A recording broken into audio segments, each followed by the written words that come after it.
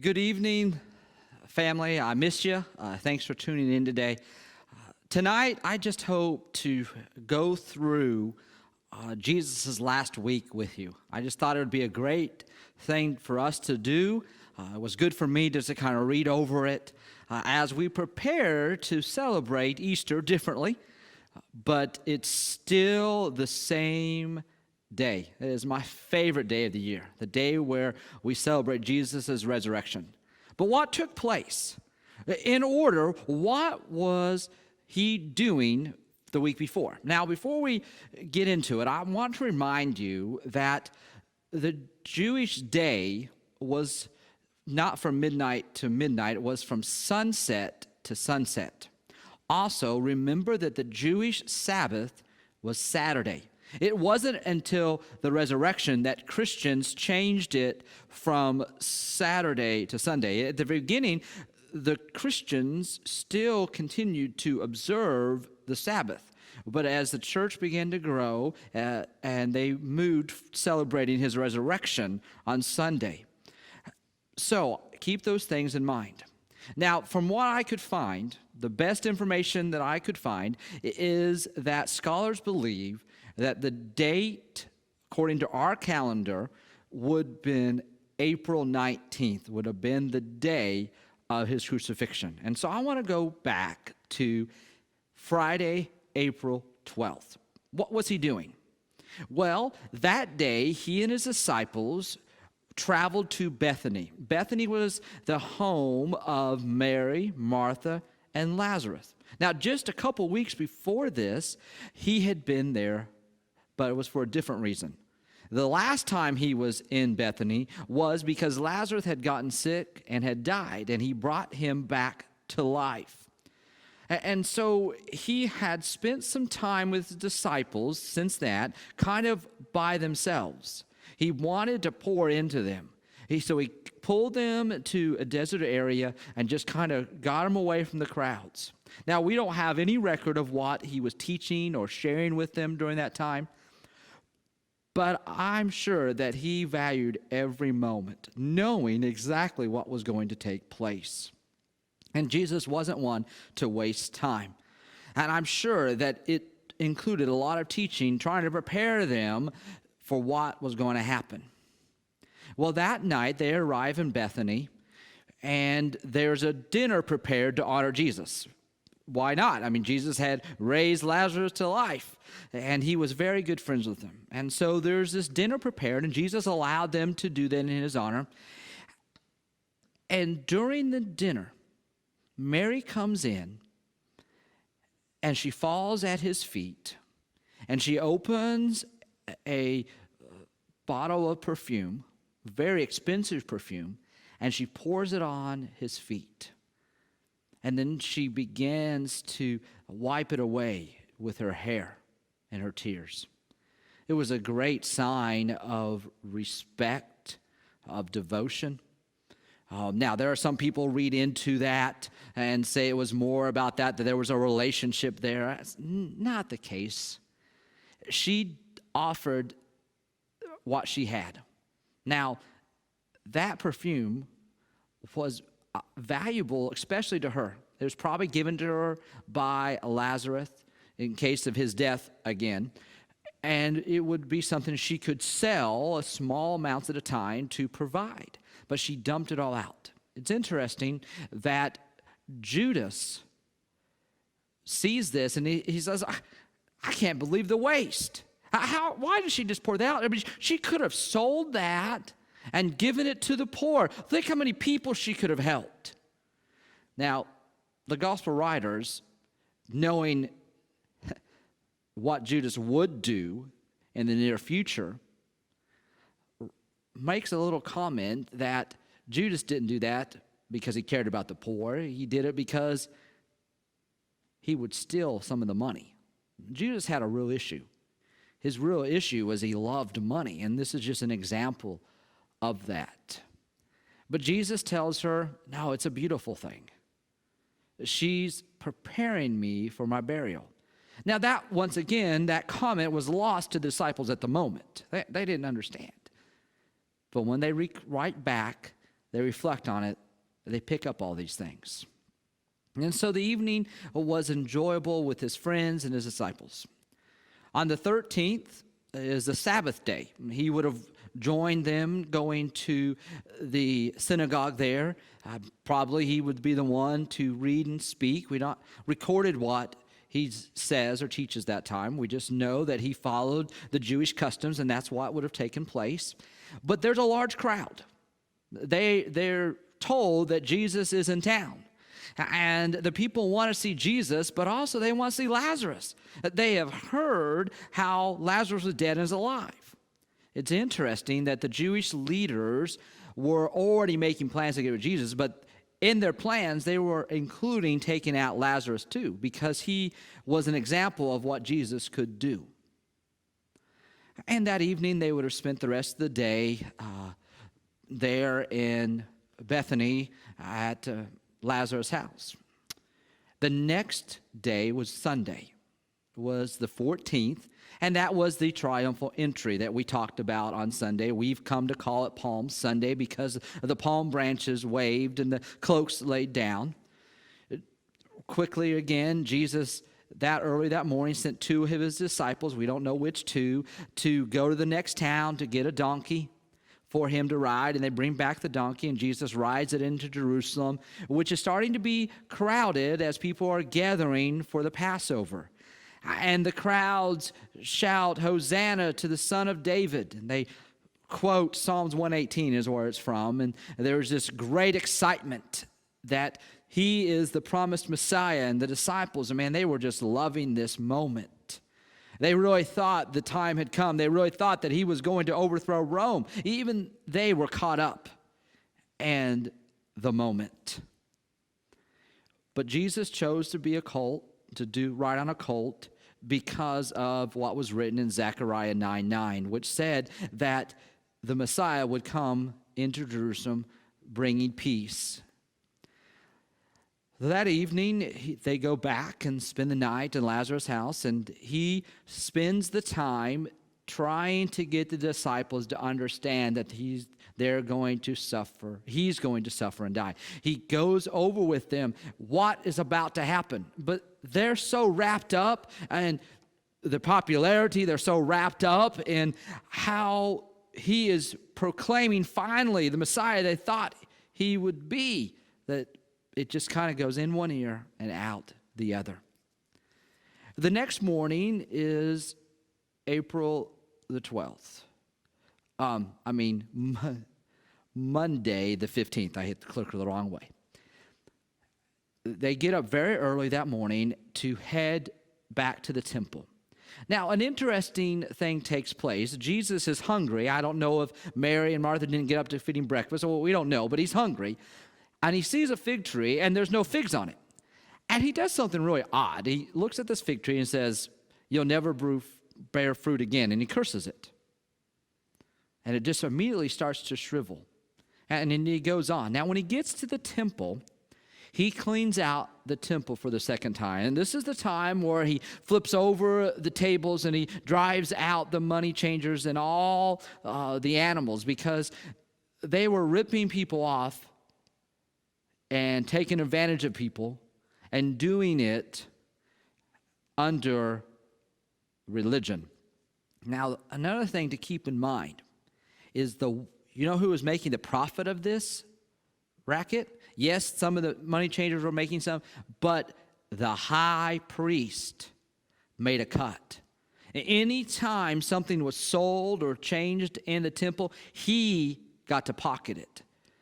Now, the high priest had quite a gig. Not only did he receive portions of the offerings in toll, but he also received this. And when this takes place, this hurt his pocketbook. This is why he was all for getting rid of Jesus. Jesus was changing things. There's also another interesting note during this moment. As he was coming into the temple, there were still some people praising him and singing. It was children. The adults had kind of gone back to normal. The adults have gone back to getting ready for the Passover and getting ready their day-to-day, but the children continued. And the religious leaders told Jesus, shut these children up. Make them be quiet. And Jesus said, no, if they don't praise me, these rocks will praise me. I think that's just a neat story that children, even at this moment last week, played a part of Jesus' ministry. They got it, unlike the disciples, unlike the rest of the adults. After the night at the temple, they go back and once again would have spent the night at Lazarus' house. April 16th, Tuesday. Jesus once again goes back to teach in the temple. As they're walking by, Peter stops and says, whoa, wait a minute, guys, that's the fig tree. The fig tree had withered up to almost nothing. And Jesus looks at his disciple and says, if you have faith, you're going to see greater things than this. This is nothing for what you're going to see take place. It's a hint that soon they would see him resurrected. After spending some time in the temple area, Jesus goes into a teaching, and his teaching focuses on woes of the religious leaders. He points out how they are what he calls whitewashed tombs. They look really clean and good on the inside, but on the outside, but inside they're just nasty, stinky, awful. And he tells them, don't be like them. They're religious, but they don't understand. They're going to miss it. And then towards evening, he withdraws and they go to the Mount of Olives. This is one of Jesus' favorite places. It wasn't too far from the temple area. A lot of olive trees there. And he calls the disciples in. And as they look back towards the temple, he tells them that the temple was going to be destroyed. And that when that happened, it was not going to be good. It's going to be an awful time for women who are nursing or pregnant. That when they start to see things like that, get out of town. Well, the disciples remember those words. And it comes true. Some 40 years after this is Rome destroys the temple completely. And it has never been rebuilt. And it's during that raid, most of the Christians had left Jerusalem because of Jesus' warning. The disciples did remember that. That evening, something else takes place. Most likely why Jesus is there during teaching there in the Mount of Olives, Judas has gone off. Now, this wouldn't surprise. This didn't raise any real flags because Jesus was in charge of the money. They thought maybe he was buying supplies or maybe had a donation to make. So Judas was in and out, and so there was really no questioning of why he was gone. But the disciples put it together after what takes place. As they're looking back, they let us know that is during this time period that Judas goes to see the Pharisees. And he makes a deal. He tells them that he is willing to arrange Jesus' arrest. That he knows where he'll be vulnerable. He knows he can set up a time where the crowds won't be there, that he'll be alone, that they'll be able to get to him easily. Of course, the religious leaders are overjoyed at a traitor. They're overjoyed that they have somebody in the inside. Judas's love for money. Be careful. And, isn't it written, the love of money is the root of all kinds of evil? I really think it was Jesus' love of money. 30 pieces of silver. That's it. Not even gold. Silver. Now, some will talk about how Judas wanted to push Jesus' hand, that he wanted him to act. Could be. But it says that Satan entered Judas. Judas gave in. Jesus wasn't this Messiah he thought to be. And Judas saw, I guess maybe the writing on the wall, saw that Jesus' popularity was going to crash. Maybe he saw that he didn't want to go down with the ship, so he wanted to cash in while he could. Or maybe it was just the love of money. We know he's a thief. Sad. But that took place that night. Judas joins them back, and they're all back in Bethany at Lazarus' house, spending time once again with Martha and Mary and the disciples. Wednesday, April 17th. Nothing's recorded in the Gospels of what takes place. It seems that Jesus didn't make another trip to the temple. It seems to imply that since nothing is written, that it was just a day that Jesus spent with his friends. Jesus needed a little bit of downtime. I mean, think about what has taken place, right? He's gone from entering the temple, to clearing out the temple, to teaching some hard teachings, to knowing that he's one of the ones he's loved on has betrayed him. He knows what's coming up the next day and then 2 days after that. And so it seems that Jesus just enjoyed the moment. Enjoy the moment. It's the calm before the storm. Then we get to Thursday, April 18th. In the morning, Jesus sends out Peter and John to make the preparations for the Passover meal. Interestingly enough, Peter being the oldest and John being the youngest were the ones sent to make sure the room is set up, make sure the herbs are bought, make sure the Passover lamb is purchased and it started roasting and doing all that would take place. Now, I don't know why it's not happening in Bethany with Lazarus. I think it really had to do with Jesus wanting it to happen in Jerusalem, that Jesus wanted them to have that moment there. Jesus knew that he wasn't going to be staying the night in Bethany. He knew that night he'd be arrested. And so I think Jesus purposely chose to have them do this. I don't think it surprised the disciples. I don't think they were questioning about it because Jerusalem were a better place to celebrate the Passover than where is David's city of David, where the temple was, God's presence was. And so they get that all ready and they come in. And now, as they come in, Peter, being the one overseeing this, should have taken care of washing everybody's feet. But I think Peter was struggling with, I'm better than that. I'm not going to lower myself to do that.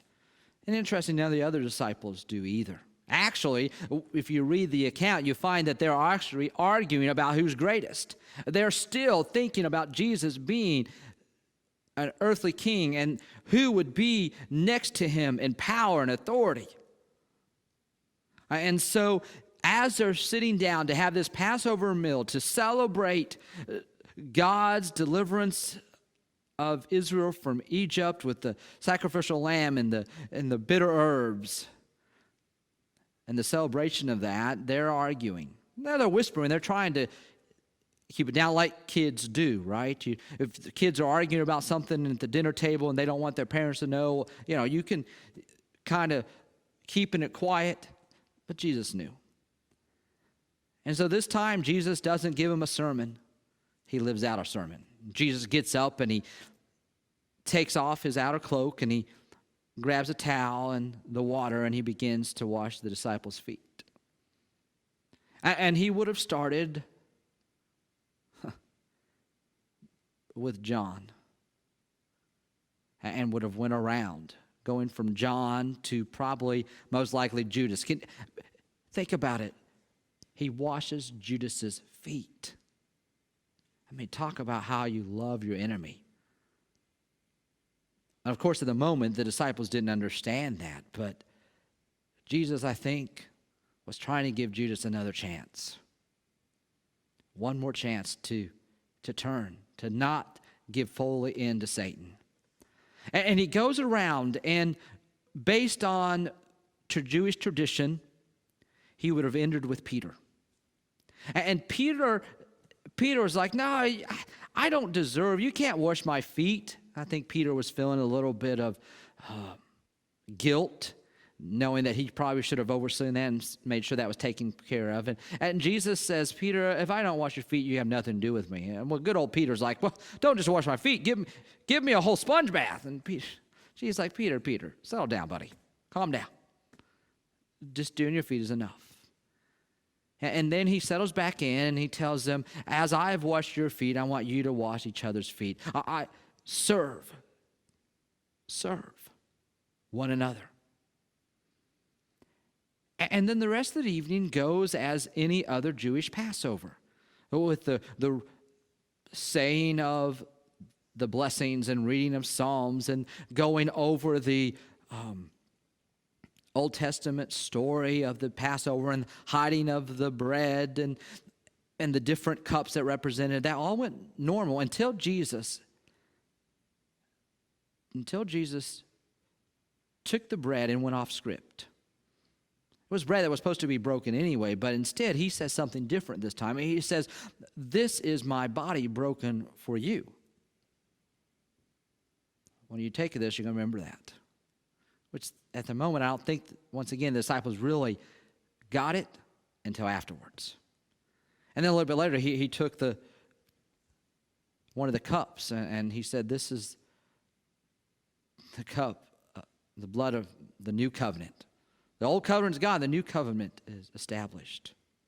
Now, before all that took place, Judas had already left. Jesus had, in the middle of it, spent time telling them that they would deny him, that they would turn on him. And all they said, no, not me. And Judas said, oh, no. And one of you will hand me over. And they're like, oh, not me. And then Jesus said, it's the one who dips. And Jesus dips and hands it to Judas. And he says, Judas, what you have to do quickly. And Judas gets up. And it says at that moment, Satan fully took over Judas. And that was Judas's last chance. And he gave in to sin. And he rushes out. And the disciples, bless their hearts, they're so clueless. They're like, well, maybe he went to go get Aaron. Jesus sent him to do something. I didn't get it. But in the midst of all of them saying they wouldn't deny him, Peter goes so far and says, you know what? If everybody else leaves, I'm in for the long haul. I've given up everything. I am here. I remember what you've called me, Jesus? You called me the rock. I am the rock. I'm not going anywhere. And Jesus looks at him and says, Peter, before the rooster crows, before it's morning, you're going to say 3 times that you don't even know me. Oh, Jesus, that's never going to happen. And the rest of the meal is continued as normal. And then they close as fashion and they sing a couple of psalms as they walk to the Garden of Gethsemane. This is not the first time they had spent the night there. This is not a new place. Knowing that they were not going to travel all the way back to Bethany, this is kind of where Jesus liked to spend time.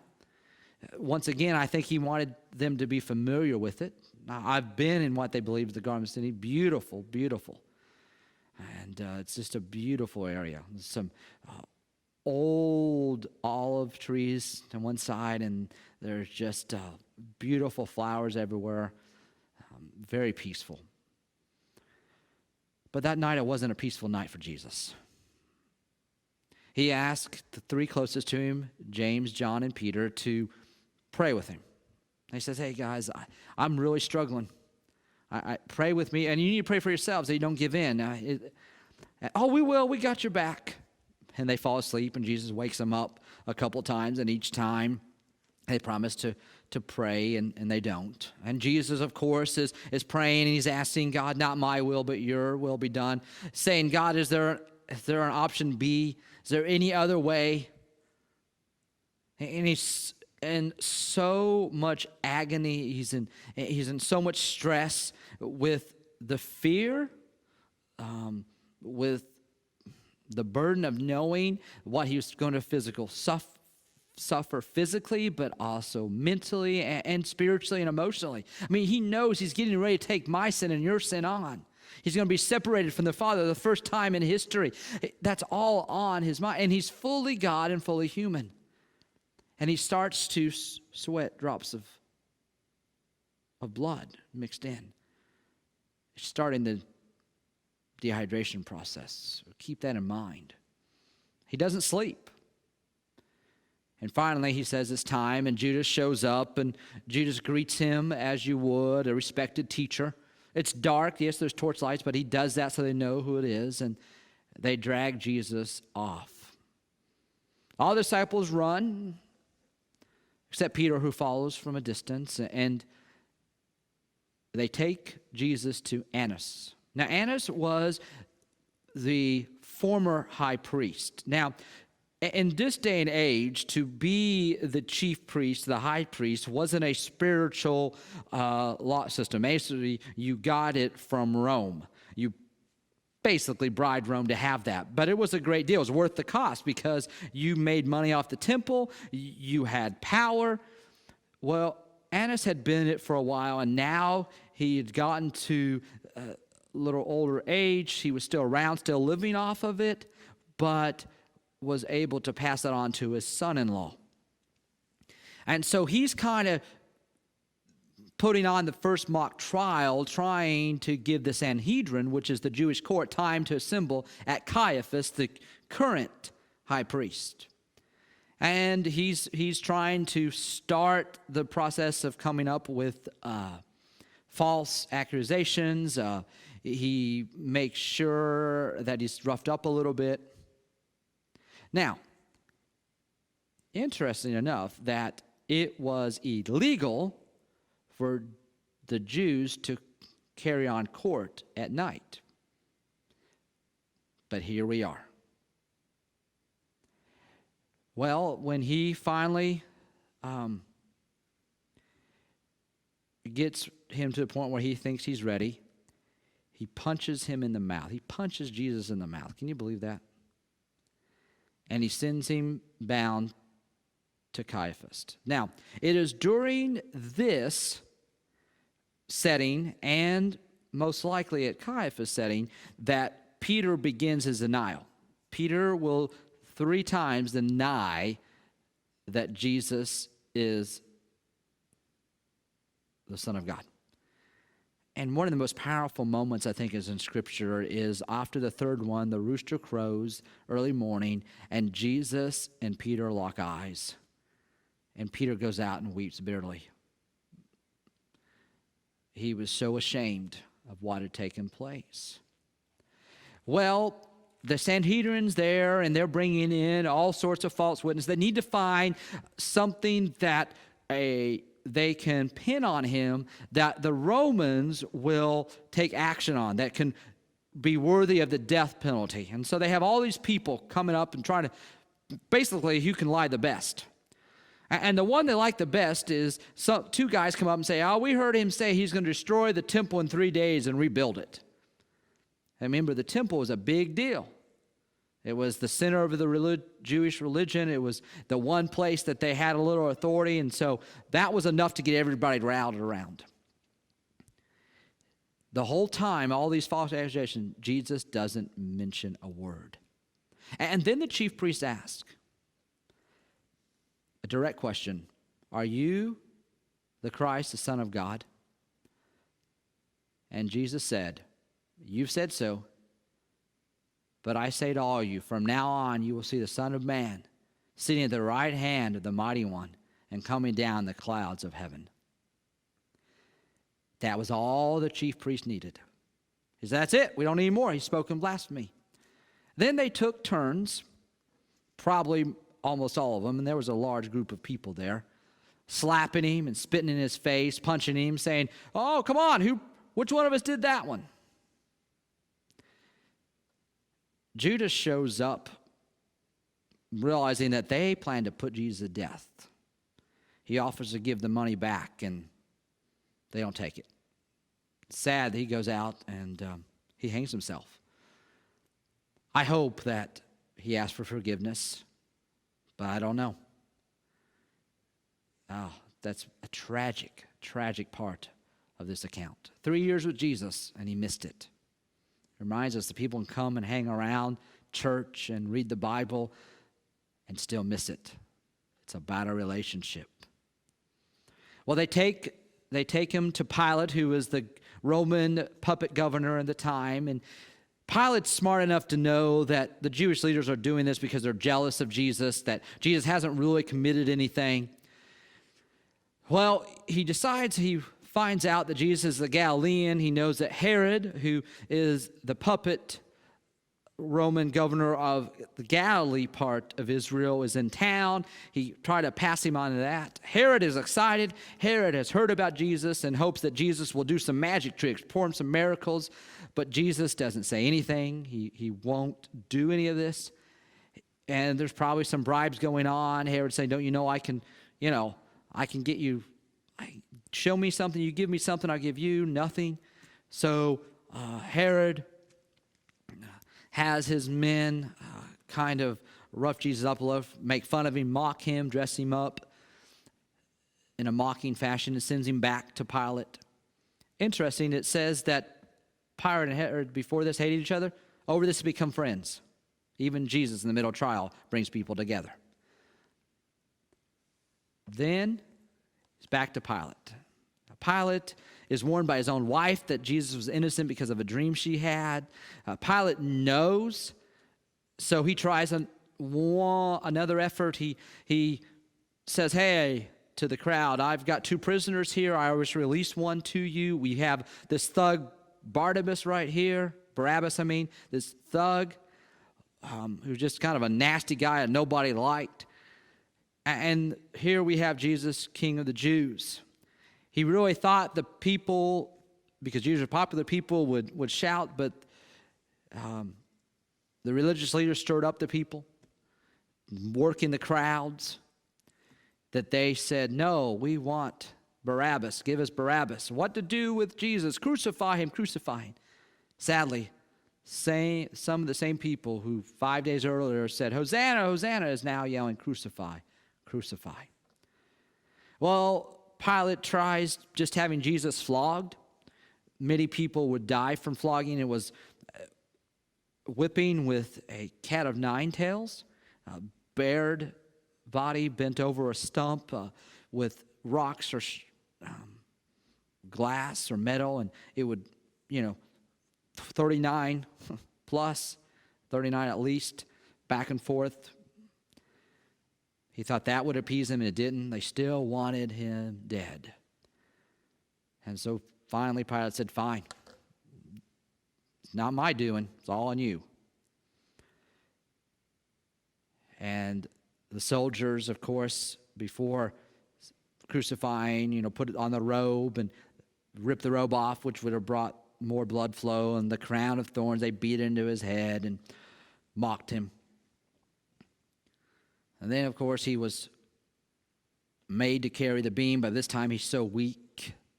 Think about it. It's been since Thursday night where he'd been hours of all this has taken place. Middle of Thursday night, arrested. And now all this. He's not able to carry the beam, and he's weak. They grab someone in the crowd to carry it. And when they get there, the Romans are excellent at crucifixion. They had it down. They knew how to do it right. They had a special crew that this is what they did. And they did it to those who committed treason, those who went against Rome. Most Roman citizens would not receive this type of death penalty because it was just horrible. And they would leave the bodies up to make an example.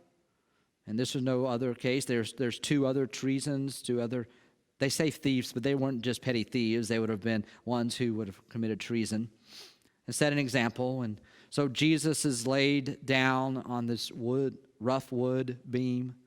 One arm is dislocated, and then the other, and it's hammered in.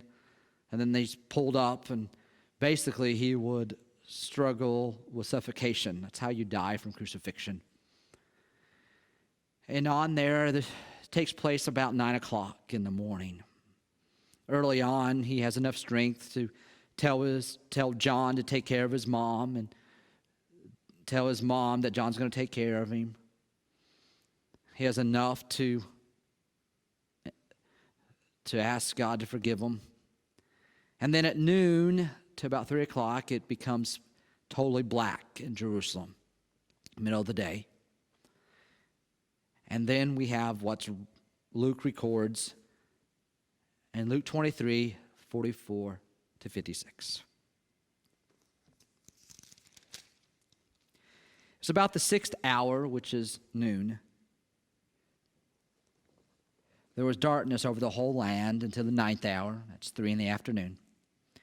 For the sun's light failed, and the curtain of the temple was torn in two. Then Jesus, calling out in a loud voice, said, Father, into your hands I commit my spirit. And having said this, he breathed his last. Now there was a centurion saw it had taken place, and he praised God, saying, Certain this man was innocent. And all the crowds that assembled for this spectacle, when they saw what had taken place, returned home.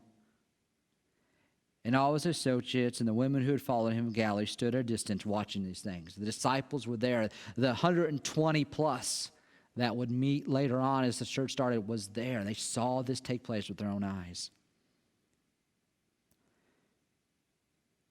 And then verses 50 and on talks about kind of a rich hidden disciple gives up his own tomb he had made for his family and placed Jesus in it.